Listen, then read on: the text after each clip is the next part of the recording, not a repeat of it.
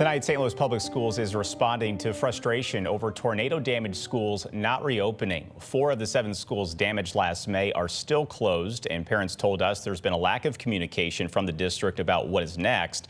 Late last year, the district said Hickey Elementary would reopen in August of 2026, with Ashland, Soldan, and Sumner High open by this winter. But when we tried to get a clear timeline last week, the district only said Hickey Elementary will open this fall and didn't specify what is next for the others. Well, today, an SLPS spokesperson said, quote, "At no point did SLPS represent tornado recovery as a static or guaranteed process immune from construction delays, engineering findings, contractor limitations, funding coordination, supply chain issues, insurance processes, or FEMA-related complexities." That statement goes on to say district leadership consistently communicated that timelines represented projections based on the best available information at the time and remained subject to change as recovery work progressed.